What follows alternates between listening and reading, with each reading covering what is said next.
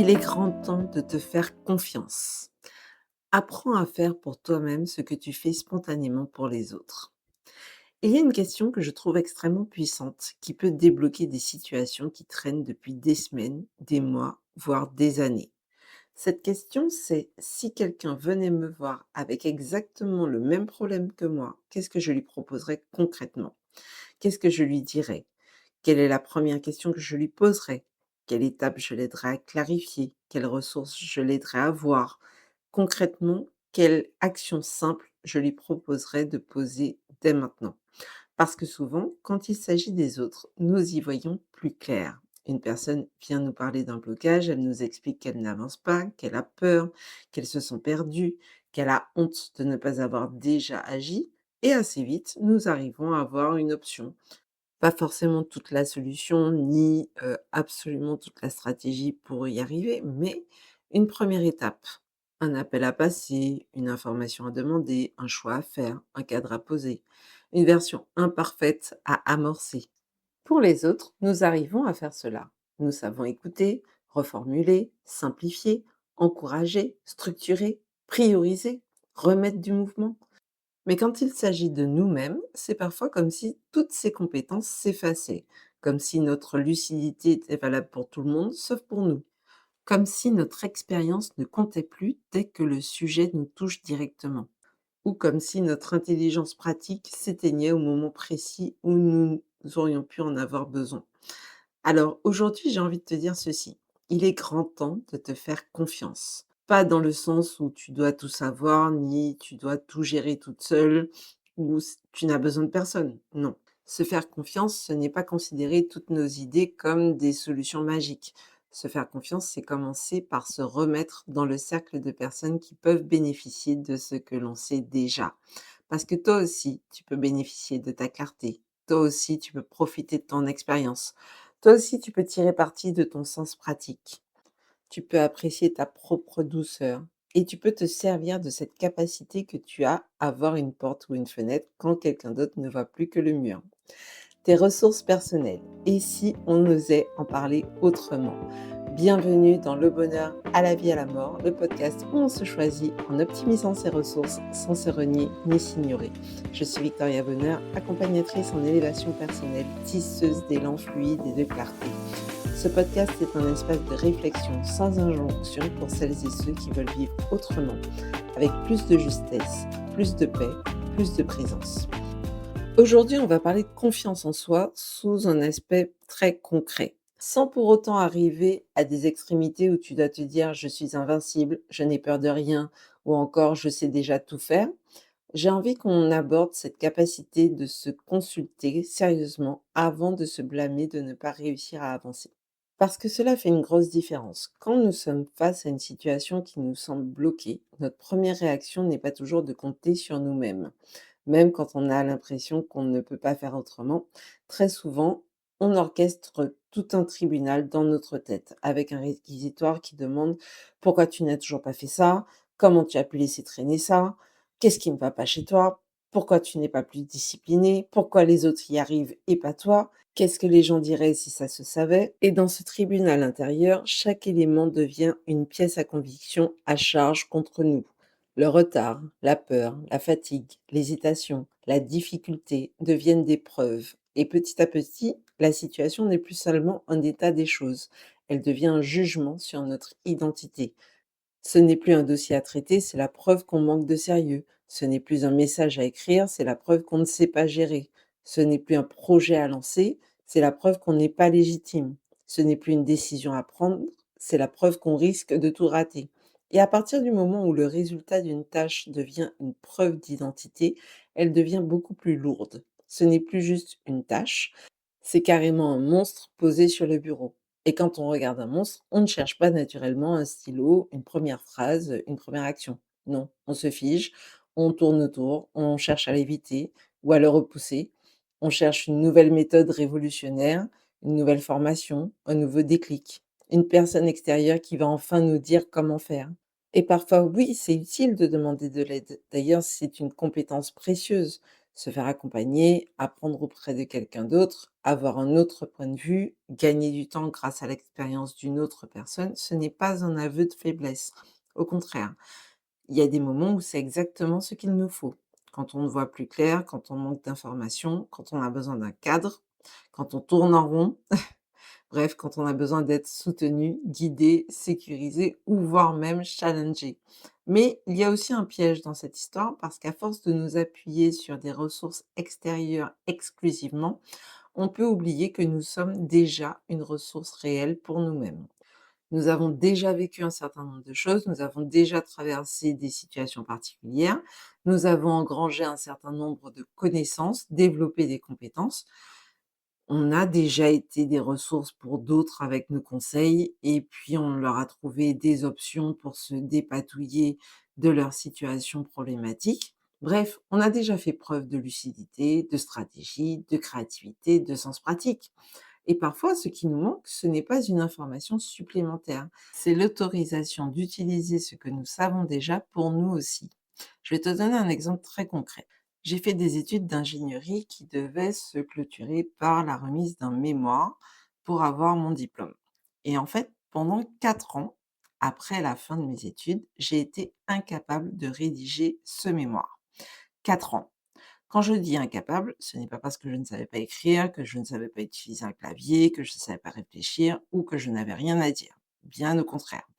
Le problème était ailleurs et bien sûr, au début, je ne m'en suis pas rendu compte. J'étais bloquée, impossible d'avancer dessus, ni même écrire une phrase valable.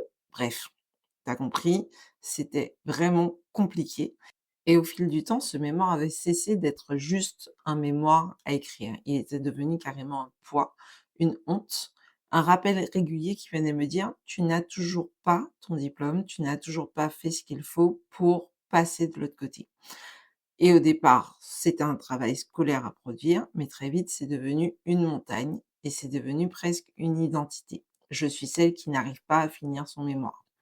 Et plus je le regardais comme une preuve de ma valeur, car c'était tout ce qui me restait à faire pour devenir ingénieur diplômé, moins je pouvais le regarder comme un document à écrire. Et c'est important parce qu'une tâche qui conditionne notre identité ne se traite pas de la même façon par notre système intérieur. Elle se traite comme une menace de notre intégrité. Et quand une situation devient une menace, notre système ne cherche plus forcément la solution la plus simple. Il cherche d'abord à se protéger. Il évite, il négocie, il procrastine, il se fatigue, il se raconte qu'il faut encore comprendre, encore se préparer, encore attendre et il bloque, littéralement, physiquement. Je réservais du temps, je m'installais devant mon PC, je coupais les distractions, je refusais des invitations et pourtant je n'arrivais à rien. Je m'installais devant mon PC et j'étais tétanisée. Mon cerveau semblait se vider de toute sa substance, je n'avais plus rien comme idée et c'était hyper frustrant parce que le reste du temps, ce mémoire occupait une bonne partie de mes pensées, comme une application qui tourne en toile de fond et qui accapare toute la mémoire vive. J'ai cherché des solutions à l'extérieur, j'ai suivi des formations, j'ai fait appel à une experte, une personne qui avait déjà fait des études d'ingénierie informatique. J'ai engrangé des informations et fait toute une liste de documents qui serviraient d'annexe, mais le temps passait et le mémoire, lui, n'existait toujours pas. Et à un moment donné, j'ai changé de posture. Au lieu de continuer à me demander pourquoi je n'arrive pas à rédiger ce mémoire, parce que cette question ne m'apportait aucune solution concrète dans ses réponses, je me suis demandé si quelqu'un venait me voir en me disant: «Victoria, ça fait 4 ans que je n'arrive pas à rédiger mon mémoire, même si je sais ce que je veux mettre dedans, qu'est-ce que je lui proposerais?» Et là, tout a changé parce que je lui aurais pas dit: «Tu es nul, tu abuses, 4 ans, franchement, c'est honteux, tu aurais déjà dû y arriver». Non, pas du tout. J'aurais commencé par lui demander: «Comment est-ce que tu travailles de façon fluide en général? Qu'est-ce qui est vraiment attendu? Quelles sont les ressources qui sont déjà disponibles? Qu'est-ce qui est indispensable? Qu'est-ce qui est secondaire? Quelle structure doit avoir le contenu que tu dois rendre? Quelle est l'idée principale que tu veux transmettre dans ce mémoire? Quelle version simple peut exister avant d'être améliorée? De quoi as-tu besoin pour commencer? Et par quoi tu peux commencer sans forcer?» Et c'est ce que j'ai fait pour moi-même. J'ai arrêté de regarder mon mémoire comme une preuve de ma valeur, je l'ai regardé comme un document à produire avec des parties, des idées, des choix, des attendus une structure et je me suis dit: «Bon, je vais commencer par créer une première version, quitte à la retravailler après, mais j'ai besoin que ça existe». Et ce mémoire que je n'avais pas réussi à rédiger pendant 4 ans, je l'ai rédigé en 11 jours. Pas parce que tout était devenu facile et que je n'avais plus aucune émotion, qui me challengeait, ni qu'une baguette magique était passée par là, mais plutôt parce que j'étais sortie du mode tribunal et j'étais rentrée dans le mode atelier. Le tribunal, il demande: «Qui est coupable? Pourquoi tu n'as pas fait ça? Qu'est-ce qui ne va pas chez toi? Comment est-ce que tu as pu laisser traîner ça aussi longtemps?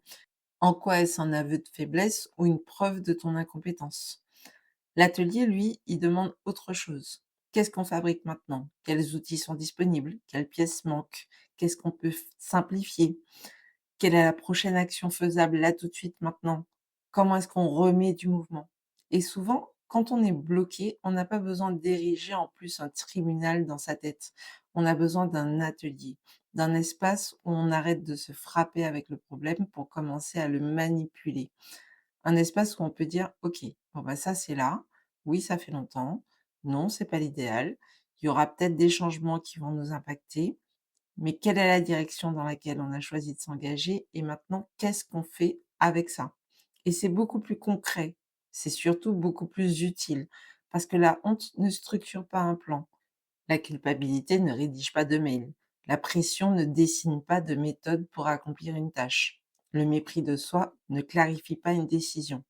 Le tribunal occupe de l'espace et nous fait tourner en rond. L'atelier remet la situation sur la table et nous propose des outils pour la retravailler, pour la transformer. Et c'est exactement ce dont nous avons besoin le plus souvent. Changer de perspective, ramener le problème à une taille manipulable. Parce que quand tout reste dans la tête, cela peut prendre des proportions énormes. Une page blanche dans la tête peut devenir terrifiante. Rédiger 3 phrases en vrac dans un bloc-notes et ensuite les coller sur une page initialement blanche prend un autre aspect. Une conversation imaginée peut devenir monstrueuse. Un message écrit au brouillon devient plus concret. Un projet peut sembler impossible alors qu'une liste de 3 étapes lui redonne une forme. Le réel nous aide à reprendre prise. Mais pour revenir au réel, il faut parfois arrêter de se regarder comme un problème. Et c'est là que le biais de proximité entre en jeu. Comme nous sommes trop proches de l'enjeu, nous ne voyons plus toujours l'option la plus simple. On voit la peur, le retard, les conséquences. On voit ce que ça raconte de nous, ce que les autres pourraient penser, et tout ce qu'on aurait dû faire avant. Mais on ne voit plus la poignée de la porte qu'on peut tourner, qu'on peut pousser, bref, qu'on peut actionner. Alors que quand on en parle à quelqu'un d'extérieur et qu'on entend dire, «Commence par là, écris déjà ce qui te vient spontanément, on verra ensuite si c'est utile pour créer la première version. Demande l'information qui manque, arrête de vouloir tout régler aujourd'hui, découpe en 3 étapes, appelle telle personne, repose-toi avant de décider, fais simple». On trouve ça logique et on se dit: «Mais j'aurais pu y penser avant nous», et le plus étonnant, c'est que pour les autres, cette personne extérieure, bah, c'est nous. Nous savons dire, nous savons voir, nous savons expliquer, nous savons appliquer ce principe-là pour les autres, mais nous oublions de nous inclure dans notre propre champ de compétences. Se faire confiance, ce n'est donc pas croire qu'on n'aura jamais besoin d'aide, c'est d'arrêter de croire que les autres ont droit au processus et nous seulement au résultat. Parce que c'est souvent ça le double standard. Pour les autres, nous acceptons que ce soit brouillon, mais nous exigeons une version parfaite. Pour les autres, nous acceptions la progression et pour nous, il faut une preuve immédiate. Pour les autres, nous voyons les circonstances, nous tenons compte aussi des éléments extérieurs et quand il s'agit de nous, eh bien, en fait, la seule chose qu'on regarde, c'est l'échec et plutôt que de nous focaliser sur la prochaine étape, on se focalise sur le jugement, sur la condamnation, sur la sentence irrévocable, qu'on s'applique parce qu'on n'a pas encore fait comme on voulait faire. Et ce double standard, il nous coûte très cher. Il nous coûte en énergie, en clarté, en élan. Et il nous coûte du temps, en jours, en semaines, en mois, voire des années. Alors concrètement, comment est-ce qu'on fait pour sortir du tribunal pour rentrer dans l'atelier? Je te propose 4 étapes simples. La première, nommer la situation en une phrase. Pas besoin de faire un roman, ni de raconter toute ton histoire, une phrase. Par exemple, je n'arrive pas à avancer sur ce dossier, je repose cette conversation, je n'arrive pas à prendre cette décision, je bloque sur ce projet, je n'arrive pas à reprendre soin de moi, je dois demander de l'aide mais je n'ose pas. Bref, tu nommes en une phrase ce que tu vis. Cela te permet de sortir du brouillard parce qu'un problème flou prend tout l'espace mental de façon diffuse, alors qu'un problème formulé commence déjà à avoir des contours. Deuxième étape, on va changer de place intérieurement. Imagine qu'une personne que tu apprécies profondément arrive avec exactement cette situation, quelqu'un que tu veux vraiment aider, et demande-toi, qu'est-ce que je lui demanderais pour mieux comprendre? Quelle information me manque? Quelle est la première action que je lui proposerai? Quelles ressources déjà disponibles je l'aiderai à voir? Troisième étape, proposer 3 options concrètes. Pas 15, pas un plan parfait, 3 options. Par exemple, si tu bloques sur un dossier, option 1, ouvrir le document et écrire seulement ce qui te vient en tête sans filtre. Option 2, envoyer un message pour demander l'information manquante. Option 3, travailler pendant 20 minutes pour rassembler les documents sur une seule partie. Si tu reposes une conversation, option 1, écrire ce que tu veux dire sans l'envoyer. Option 2, demander un créneau pour échanger. Option 3, formuler une phrase d'intention simple pour dire ce que tu veux vivre dans la discussion. Si tu n'arrives pas à prendre soin de toi, option 1, bois un verre d'eau maintenant. Option 2, marche sur place pendant 30 secondes et félicite-toi. Option 3, mets une musique qui te plaît et imagine que tu bouges de façon fluide dessus. Tu vois, c'est pas spectaculaire, mais c'est actionnable. Et souvent, ce dont on a besoin au départ, ce n'est pas une action impressionnante, mais au contraire, c'est une action qui remet du concret dans la situation. Quatrième étape, choisir une seule action. Une seule. Pas tout un plan, pas toute la transformation. Tu vas faire un geste, ça peut être une demande, faire une pause, une action qui dit: «Je sors du tribunal et j'entre dans l'atelier». Parce que dans l'atelier, on fabrique, on ajuste, on teste, on reprend, on coupe, on ajoute, on recommence et surtout, on ne demande pas à la première version d'être parfaite. On lui demande juste d'exister et c'est exactement ce qui nous manque. Une première version qui existe, une première phrase, une première décision, un premier pas qui certes ne va pas tout régler d'un coup, mais qui permet de reprendre le fil. Et je sais que ça peut sembler basique et simple, mais simple ne veut pas dire inutile. Revenir aux bases, ce n'est pas régresser, c'est souvent ce qui permet de reprendre pied. Quand un danseur se perd dans une chorégraphie, il revient au pas de base. Quand un sportif perd en qualité de mouvement, il revient au mouvement simple. Quand un musicien bloque, il reprend lentement, mesure par mesure. Quand un texte devient confus, on revient à l'idée principale. Pour un projet, c'est pareil, quand ça nous semble énorme, on revient à la première action claire et pratique qu'on peut mettre en place. La base n'est pas inférieure, elle est là pour supporter la suite. Et parfois, quand on n'avance pas, on n'a pas besoin de complexifier. Bien au contraire, on a besoin de revenir à une vision simple. Qu'est-ce que je sais déjà? Qu'est-ce que je ferais si j'accompagnais quelqu'un d'autre? Quelle est la prochaine étape logique? Quelle ressource est déjà disponible? Quelle action rendrait la suite plus simple? Et attention, parfois la réponse sera: «J'ai besoin d'aide» et c'est une vraie réponse à prendre en compte. Mais ce n'est plus demander de l'aide depuis l'idée: «Je suis incapable, sauvez-moi», c'est demander de l'aide depuis une posture plus responsable où on va se dire: «Je vois ce que je peux faire, je vois ce que je sais déjà et je vois aussi ce qui me manque. Donc je vais chercher le soutien adapté à partir de ces informations-là» et ce n'est pas du tout la même énergie.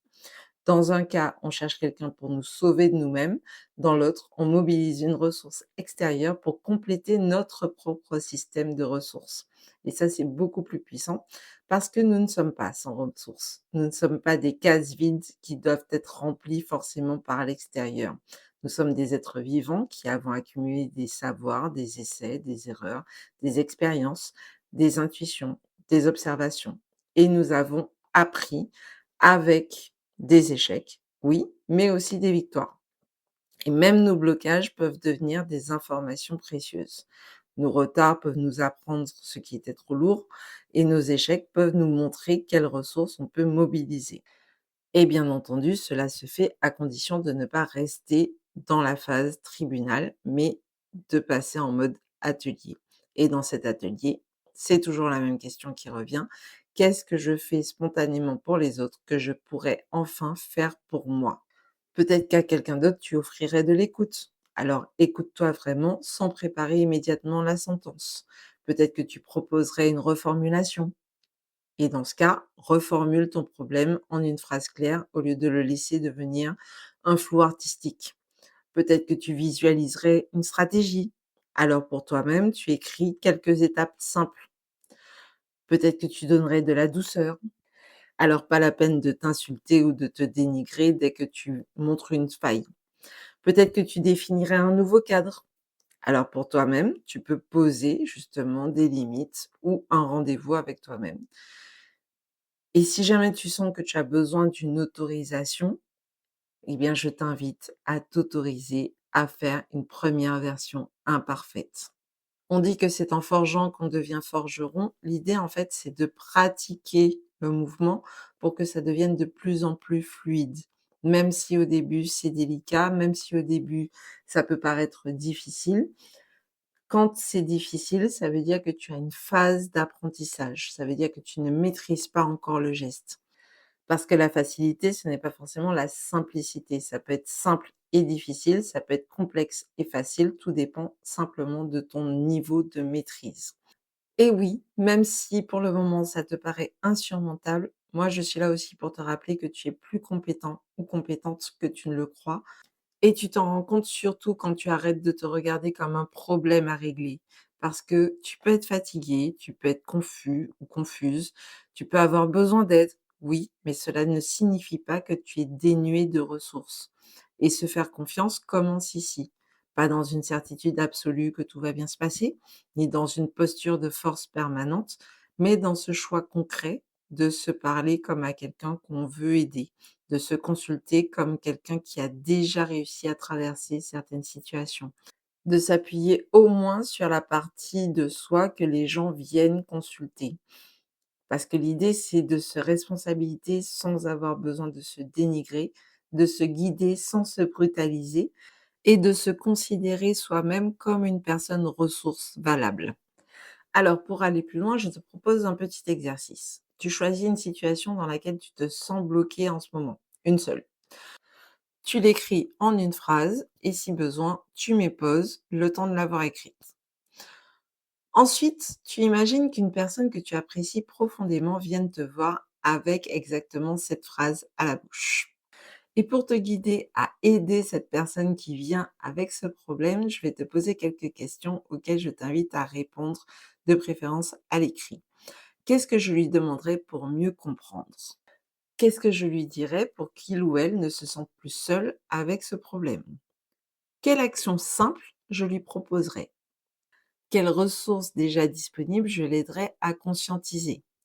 Quelle première version je l'autoriserais à produire? Quelle aide je lui conseillerais de demander et à qui?